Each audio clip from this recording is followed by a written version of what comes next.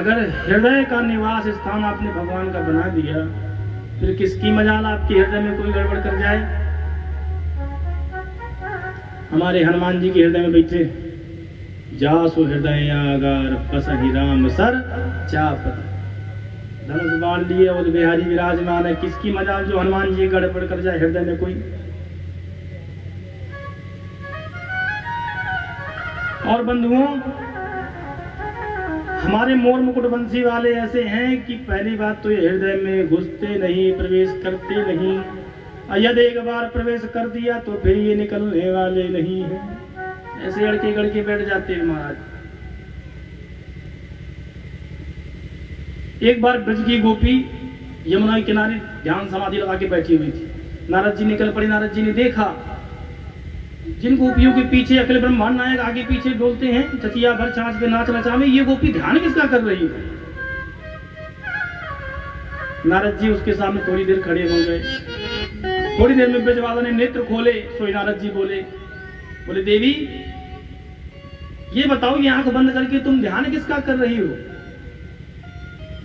गोपी बोली महाराज मैं कहा जानू ध्यान व्यान कर रहे हो। मेरी सबसे बड़ी समस्या ये नंद को छोड़ा है, या के चक्कर में मेरो सबरो घर बर्बाद होने वालों है। अच्छा क्या बात भाई।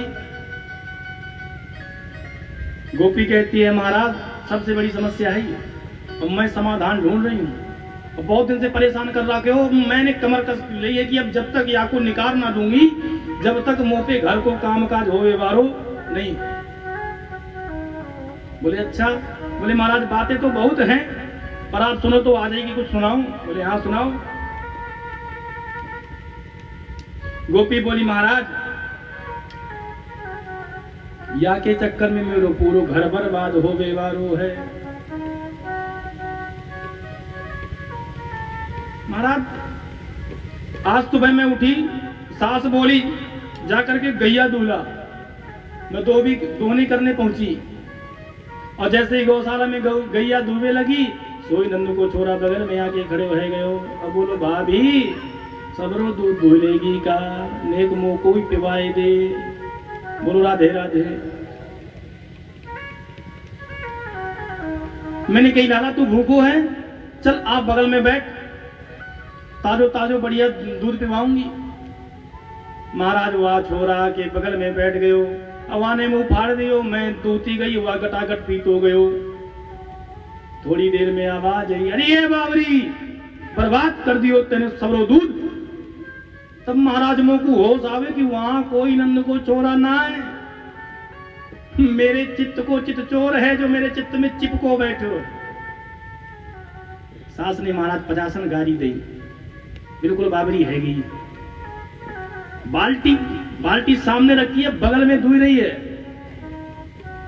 महाराज मोह को बड़ी लाज लगी।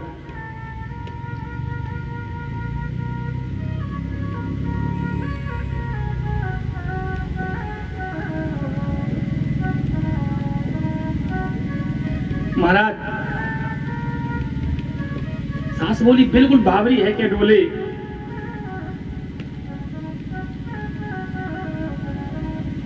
सास ने कहा जा धान कूट ला, आज भात बनाऊंगी। महाराज में भात कूटने गई, और जैसे ही भात कूटना शुरू कियो, सुनंद का छोरा के बोलो भारी भाभी नाराज है गई का।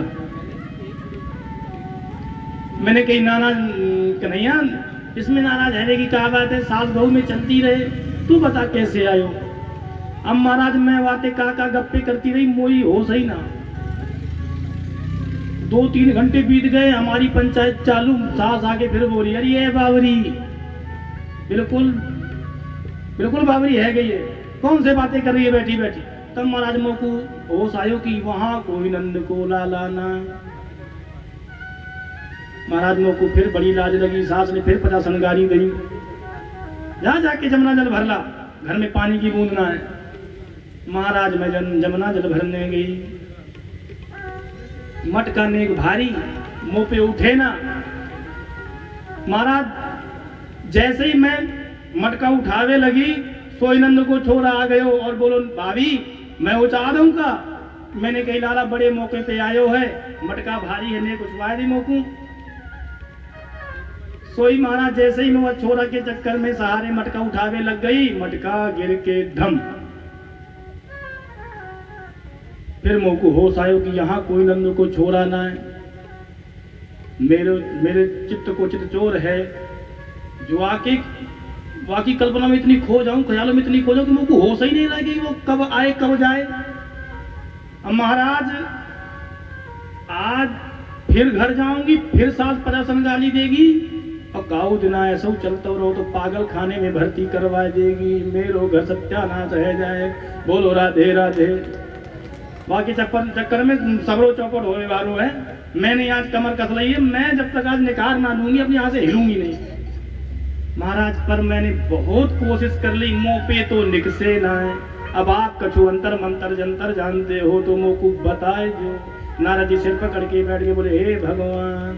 बोलो राधे राधे।